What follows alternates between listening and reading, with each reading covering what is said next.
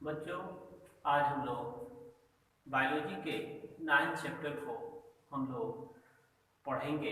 Biology के 9th chapter में कल जो हम लोग जिस टॉपिक को पढ़े थे वह टॉपिक कुक्कुट पालन से संबंधित था। आज हम लोग क्लास 12th के जो 9th चैप्टर हैं जिसका नाम है खाद्य उत्पादन में वृद्धि की कार्यविधि, इस चैप्टर के अंतर्गत हम लोगों को चार मुख्य बातों को जानना है। सबसे पहली बात पशुपालन है, दूसरा है पादप प्रजनन, तीसरा है एकल कोशिका प्रोटीन और चौथा है उत्तक संवर्धन। तो आज हम लोग पशुपालन के अंतर्गत हम लोग आज पशु प्रजनन को पढ़ेंगे। इससे पहले की क्लास में आपको हमने बताया था डेयरी फार्म प्रबंधन क्या है और कुक्कुट फार्म प्रबंधन, हमने कुक्कुट फार्म प्रबंधन को बताया था। तो आज हम लोग एक नए टॉपिक को जानेंगे और वह टॉपिक है पशु प्रजनन। चर्चा का विषय होगा पशु प्रजनन, जिसको हम एनिमल ब्रीडिंग कहते हैं। तो पशु प्रजनन के अंतर्गत यहाँ पर देखिए कुल 5 पॉइंट है, 5 ब्रांच है, जिसमें अंतः प्रजनन है, बहिः प्रजनन है, बहिः संकरण है और अंतः विशिष्ट संकरण है।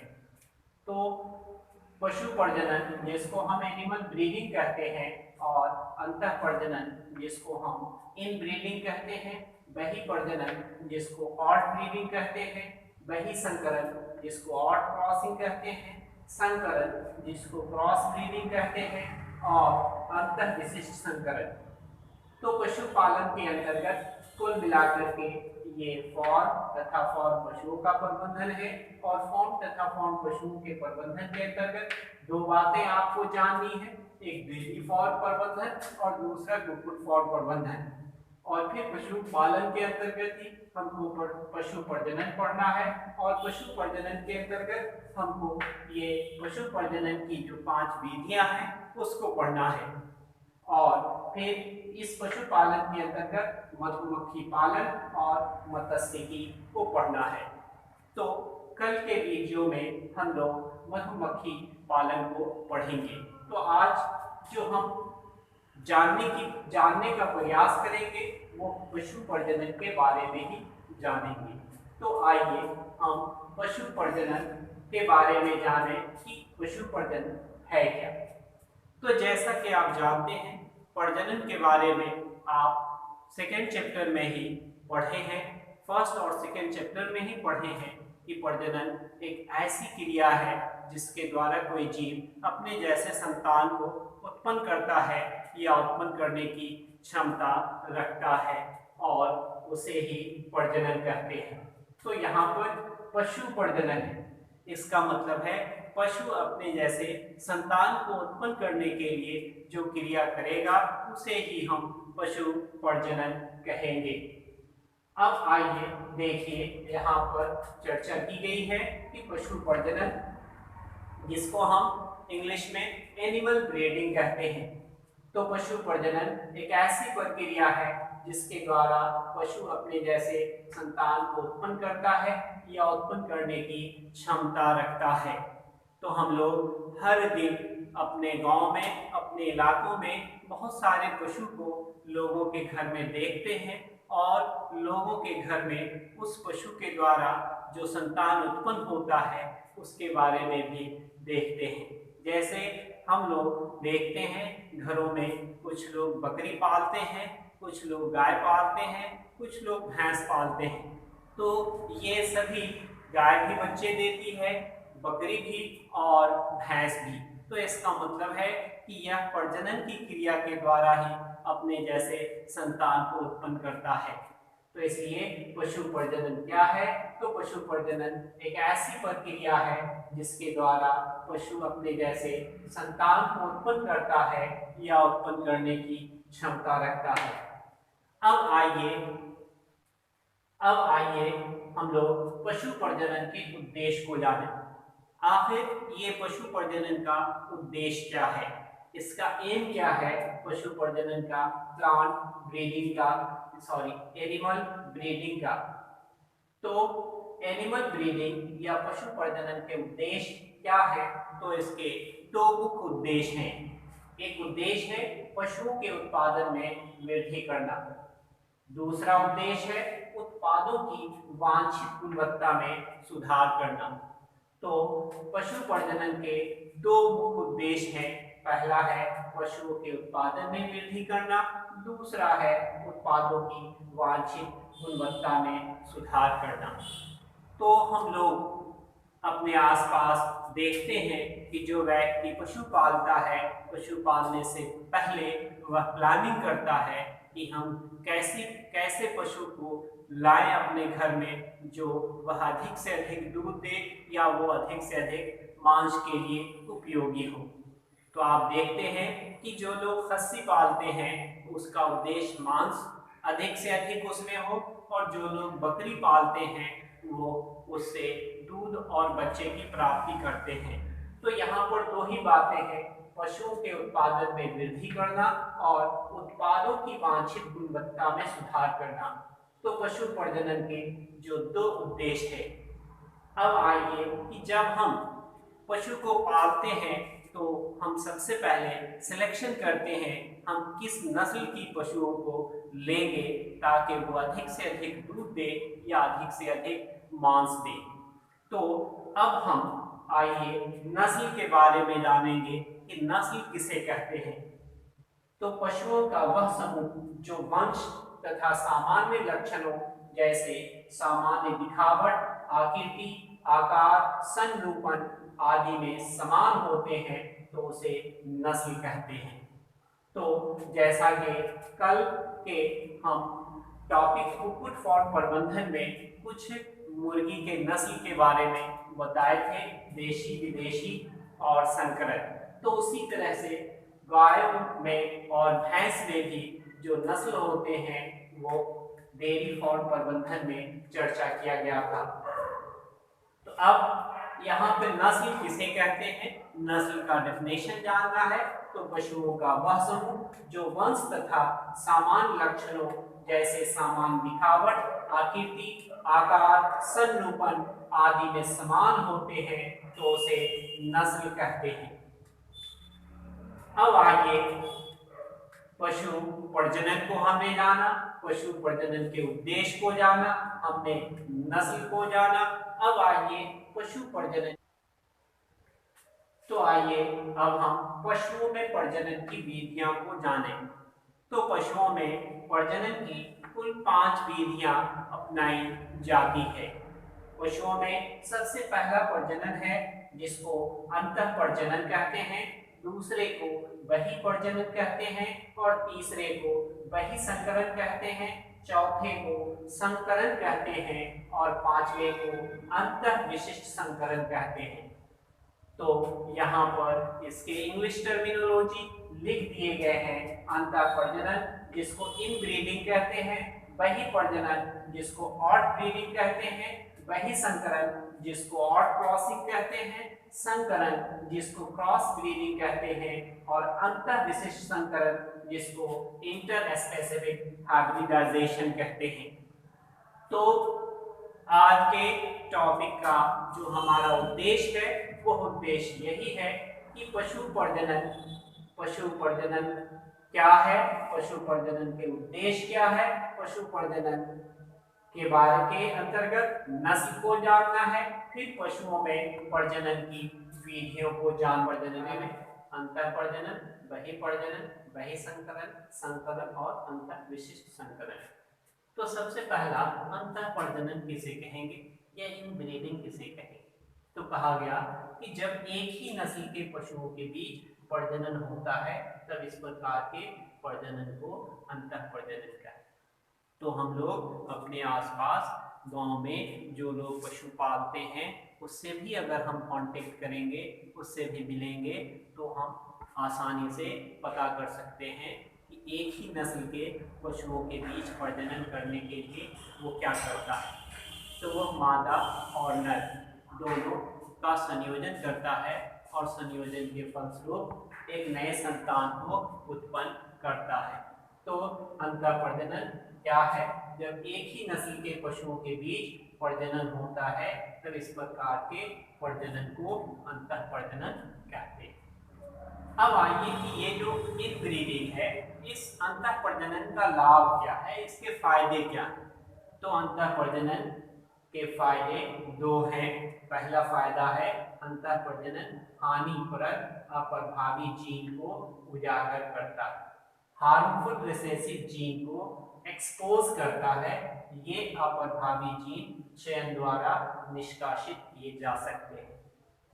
दूसरा इसका लाभ है अंतःप्रजनन द्वारा श्रेष्ठ प्रकार के जीनों का संचयन, एक्यूमुलेशन ऑफ सुपीरियर जीन किया जा सकता है, साथ ही कम वांछनीय जीन के निष्कासन में मदद करता है। तो इस तरह से अंतःप्रजनन के दो लाभ हैं, पहला और दूसरा। पहले में हमने जाना कि अंतःप्रजनन हानिकारक अप्रभावी जीन को उजागर करता है। ये अप्रभावी जीन चयन द्वारा निष्कासित किए जा सकते हैं। दूसरा क्या है? अंतःप्रजनन द्वारा श्रेष्ठ प्रकार के जीनों का संचयन किया जा सकता है, साथ ही कम वांछनीय जीन के निष्कासन में मदद करता है। अब आइए कि जब किसी भी प्रकार का जनन होगा तो उसके फायदे अगर हैं तो उसके नुकसान भी होंगे, उसके हानि भी होंगे। तो अब उसके हानि देखिए, अंतःप्रजनन की हानि तो क्या है? सबसे पहला है सतत अंतःप्रजनन से जनन क्षमता तथा उत्पादकता घट जाती है। तो अगर लगातार अंतःप्रजनन होगा तो उसकी जो उत्पादन क्षमता होगी वो क्या होगी? घट जाएगी। उसके बाद इससे जो उत्पन्न संतान होगा वो प्रायः कमजोर होगा। इसके द्वारा उत्पन्न इन हानियों को अंतःप्रजनन, हम लोग बहिः प्रजनन को जाने। तो बहिः प्रजनन, बहिः संकरण। तो बहिः प्रजनन क्या है? तो पशुओं में होने वाला ऐसा प्रजनन जिसमें उन पशुओं के बीच संगम कराया जाता है जिनका आपस में कोई संबंध नहीं होता है, उसे बहिः प्रजनन कहा जाता है। तो इसको हम आम बोलचाल की भाषा में ये कह लें कि अगर हमारे इलाके का कोई नर पशु है और किसी दूसरे इलाके का मादा पशु है और दोनों के बीच संगम कराया जाए तो ऐसे प्रजनन को हम बहिः प्रजनन कहेंगे। उसके बाद अगला टॉपिक है बहिः संकरण। तो बहिः संकरण भी क्या है? यह भी पशु प्रजनन का एक प्रकार है जो एक किस्म के पशुओं के बीच होता है। इस विधि में ऐसे पशुओं के बीच संगम कराया जाता है जिनकी 4 से 6 पीढ़ियों तक नर तथा मादा दोनों तरफ की उभय वंशावली नहीं होनी चाहिए। तो बहिः संकरण के बारे में आपने जाना कि बहिः संकरण कहते किसे हैं। तो बहिः संकरण के बहिः प्रजनन के बारे में बहिः संकरण के बारे में आपने जाना कि यह भी पशु प्रजनन का एक प्रकार है जो एक किस्म के पशुओं के बीच होता है। इस विधि में ऐसे पशुओं के बीच संगम कराया जाता है जिनकी 4 से 6 पीढ़ियों तक नर तथा मादा दोनों तरफ की उभय वंशावली नहीं होनी चाहिए। तो इस तरह से हमने अभी तीसरे प्रकार की प्रजनन को देखा, पशु प्रजनन को। सबसे पहला अंतःप्रजनन देखा, अंतःप्रजनन देखा, दूसरा बहिः प्रजनन है और तीसरा बहिः संकरण है। अब चौथे प्रजनन का प्रकार है जिसको हम संकरण कहते हैं या इसको हम क्रॉस ब्रीडिंग कहते हैं या इसको हम हाइब्रिडाइजेशन भी कहते हैं। अब आइए, कहा गया कि इस विधि में एक नस्ल के श्रेष्ठ नर का दूसरी नस्ल के श्रेष्ठ मादा के साथ संगम कराया जाता है। तो कहा जाता है कि जब किसी भी जाति का सबसे अच्छा नर और किसी भी जाति का सबसे अच्छा मादा के बीच संकरण कराया जाता है और उससे जो शिशु उत्पन्न होते हैं उसे ही हम संकरण कहते हैं। जैसे एक एग्जाम्पल के रूप में ईसरडाल नाम का एक भेड़ है। ईसरडाल नाम का एक भेड़ है जो भेड़ की नई नस्ल है और जिसका विकास पंजाब में बीकानेरी एवीज भेड़ तथा मैरिनो रेंस मेंढा या मेष के बीच संगम कराने से हुआ है। तो संकरण। अब आइए उसके बाद है अंतः विशिष्ट संकरण। अंतः विशिष्ट संकरण भी यह भी प्रजनन की एक विधि है। तो इस विधि में दो भिन्न प्रजातियों के नर तथा मादा पशुओं के बीच संगम कराया जाता है, जैसे खच्चर। अब आइए खच्चर को आप लोग हो सकता है देखे, जैसे खच्चर को हो सकता है आप लोग देखे होंगे, जो घोड़े की शक्ल का होता है और लेकिन सुस्त होता है, लेकिन साइज घोड़े की शक्ल का नहीं होता है। तो इसमें यहाँ पर खच्चर की उत्पत्ति नर घोड़ा और मादा गधा के साथ संकरण की प्राप्ति के फलस्वरूप, संकरण की क्रिया के फलस्वरूप प्राप्त हुआ है। तो कुल मिलाकर हमने अभी पशुओं में प्रजनन की विधियों की चर्चा किया। तो पशुओं में प्रजनन की 5 विधियां अपनाई जाती है, जिसमें अंतः प्रजनन कहलाता है, बहिर्प्रजनन कहलाता है, बहिःशंकरण कहलाता है, संकरण कहलाता है, अंतः विशिष्ट संकरण कहलाता है। तो हमने अंतः प्रजनन में क्या देखा कि जब एक ही नस्ल के पशुओं के बीच प्रजनन होता है तब इस प्रकार के प्रजनन को अंतः प्रजनन कहते हैं। फिर हमने देखा कि अंतः प्रजनन के लाभ भी हैं। तो उसके 2 लाभ हैं। पहला है अंतः प्रजनन हानिकारक और अप्रभावी जीन को उजागर करता है। ये अप्रभावी जीन चयन द्वारा निष्कासित किए जा सकते हैं। दूसरा लाभ ये है अंतः प्रजनन द्वारा श्रेष्ठ प्रकार के जीनों का संचयन किया जा सकता है, साथ ही कम वांछनीय जीनों के निष्कासन में मदद करता है। अब आइए अंतः प्रजनन की हानियां भी हैं। तो उसमें 2 हानि है। सबसे पहली हानि है सतह अंतर प्रजनन से जनन क्षमता तथा उत्पादकता घट जाती है। इससे उत्पन्न संतति प्रायः कमजोर होते हैं। इसके द्वारा उत्पन्न इन हानियों को अंतः प्रजनन अवसादन भी कहते हैं। अब आइए इसमें हम देखते हैं बहिर्प्रजनन। तो पशुओं में होने वाला ऐसा प्रजनन जिसमें उन पशुओं के बीच संगम कराया जाता है जिनका आपस में कोई संबंध नहीं होता है, तो उसे बहिर्प्रजनन कहा जाता है। फिर आइए बहिःसंकरण।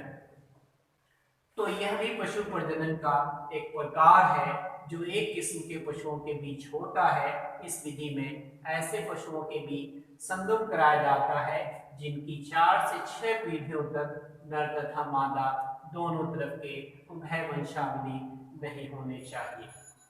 उसके बाद संकरण है। इस विधि में एक नस्ल के श्रेष्ठ नर का दूसरी नस्लों के श्रेष्ठ मादा के साथ संगम कराया जाता है।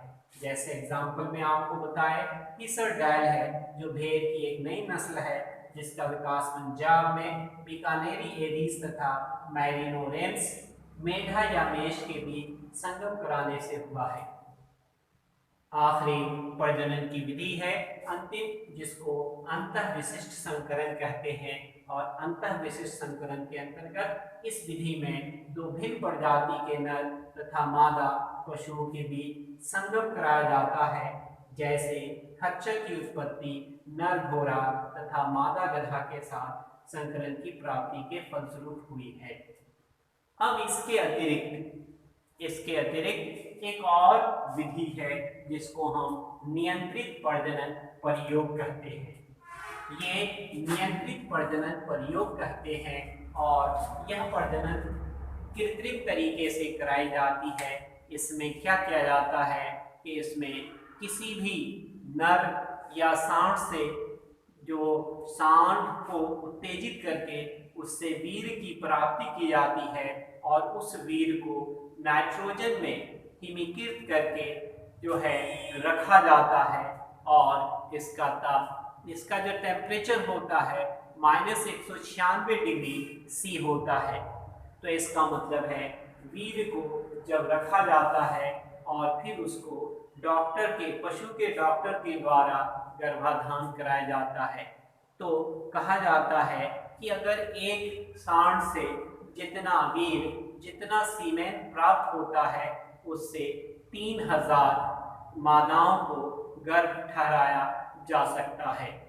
तो इस तरह से कि नियंत्रित प्रजनन प्रयोग के द्वारा मनचाहा जो है गर्भ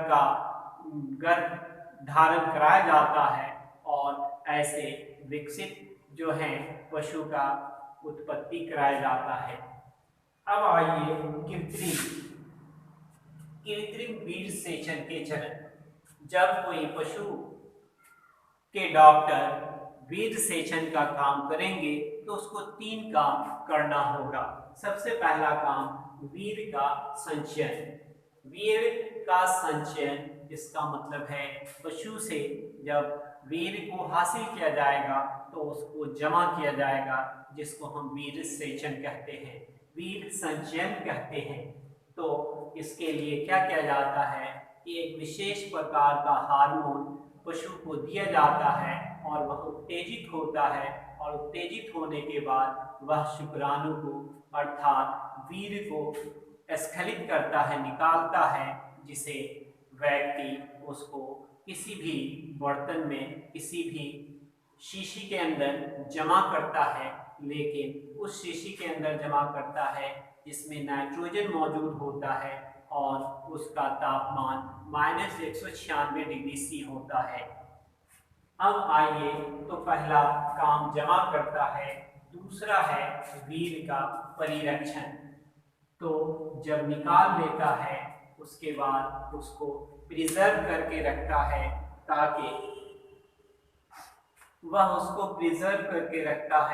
ताकि वह कई पशुओं में उसका उपयोग कर सके। तीसरा है निषेचन के लिए वीर्य को प्रविष्ट कराना। निषेचन के लिए वीर्य को प्रविष्ट कराना, तो जिस निडिल के जरिए वीर्य को पशु के डॉक्टर मादा के जनन अंग में प्रवेश कराते हैं, उसमें भी ध्यान रखने की आवश्यकता है। तो जब सही तरीके से स्थानांतरण हो जाता है जनन अंगों में, तभी गर्भ के ठहरने की बात होती है, निषेचन की बात होती है। तो आज हम लोगों ने यह जाना कि पशु प्रजनन क्या है और पशु प्रजनन के दौरान कौन कौन सी विधियां अपनाई जाती है और उसके लाभ क्या हैं और उसकी हानि क्या है। तो बच्चों, हम लोग कक्षा 12 की बायोलॉजी की 9th चैप्टर को अध्ययन कर रहे हैं और हम लोगों ने पिछले वीडियो में भी हम लोगों ने अध्ययन किया था कुक्कुट पालन को, और आज के वीडियो में हम चर्चा किए पशु प्रजनन का। अब जो नेक्स्ट वीडियो आएगा हमारा, उसमें मधुमक्खी पालन होगा। मधुमक्खी पालन की हम चर्चा करेंगे। तो हमारा यह वीडियो निरंतर टॉपिक वाइज ही बनेगा। एक छोटे छोटे से टॉपिक प्रत्येक चैप्टर का होगा, जिसकी मदद से आप आसानी से अपने विषय वस्तु को समझ सकते हैं।